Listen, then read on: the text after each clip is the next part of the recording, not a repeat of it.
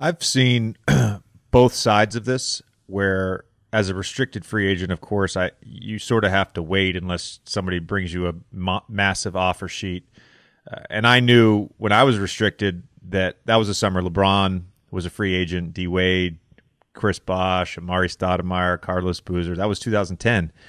So I kind of knew going in that it was going to be 9 or 10 days before I saw any action. And Orlando, my incumbent team, had said, go get an offer sheet. Then there's the side where you get targeted early and you have to make a decision in real time very quickly. That's what happened last year. I also had the situation 2 summers ago where I wanted to return to Philly and they were targeting LeBron and they were trying to meet with LeBron and we were all waiting on LeBron's decision. And it was like the second he made the decision to go to the Lakers, I kind of knew I was going back to Philly. So it's different every time. I would assume this time you have to be pretty excited. You're one of the top, 5 or 6 free agents. You're the top point guard free agent.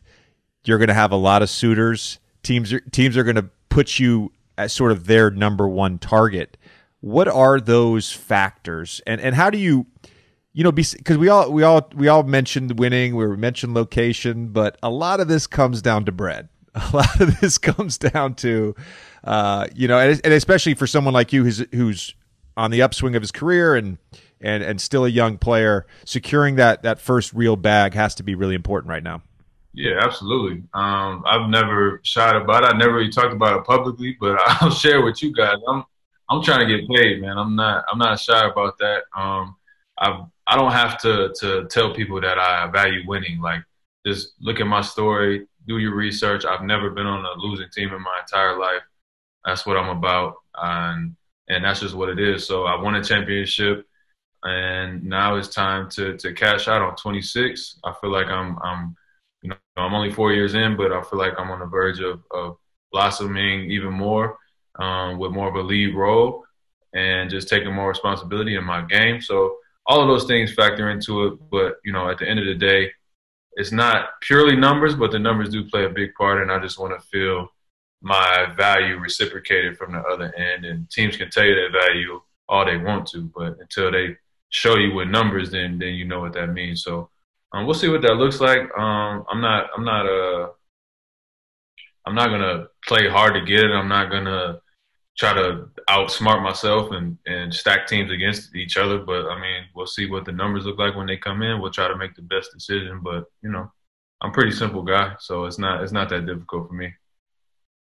I feel like if you're going in with a number in mind, or like a number within a range in mind, I've always gone in and been like, all right, well, if this number's offered to me, I have to be prepared to jump on that right away. And to your point, I just want to reiterate something you just said. You have won. You have won an NBA championship. And, I would assume that because you've won, that would give you maybe a little more leeway to leave, just because there's not that tug of, I have unfinished business here with my guys in Toronto.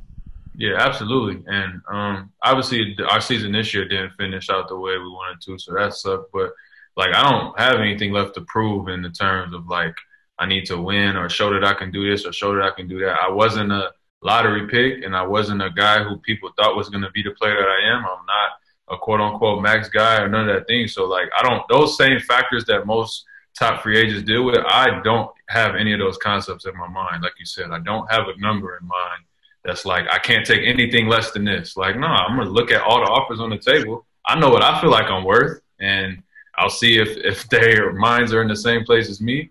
And if not, then we'll take the best deal that's on the table. But the pandemic mattered, Corona mattered, seeing how quick a season can end and start back up, all of those things are going into my mind. So 20% escrow, all of those things I'm thinking about, looking forward. So I'm a businessman at heart, but I think, I do value certain things when it comes to actually picking between franchises that are offering the same number. So that part will be easy. I mean, we know I don't have to down credit anybody or boost anybody. We know what teams are what. And so that part will be easy.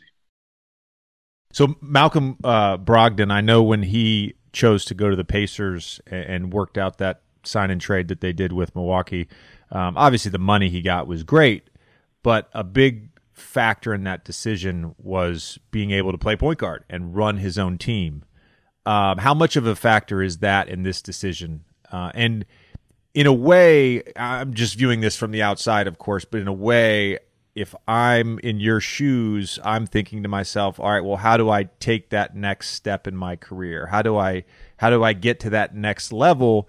And maybe it is, starting somewhere else or having the opportunity to be the guy that runs the team.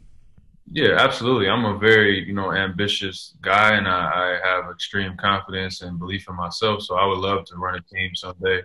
And I think that is going to factor into some of it. But I think I got one of those situations where all things can be true. So like I can hypothetically stay with Toronto and still share with Kyle and Pascal or whatever the case may be. And if anybody's going to last a long time, it's Kyle. But I don't know if he's going to stay at that level for 4 more years. And if he does, then he's 38 by the time my next deal is up, and then I could get another deal. So it's like all things can be true. There's a lot of different factors that go into it. My ego isn't that big where I need the ball in my hands all the time, and I understand that I can have success a lot of different ways. I mean, up until this point, I haven't really played traditional point guard yet in my career, and that's one thing that I do best my entire life. Like I turned into a shooter, slasher, volume scored, spark plug, kind of player. Like that wasn't.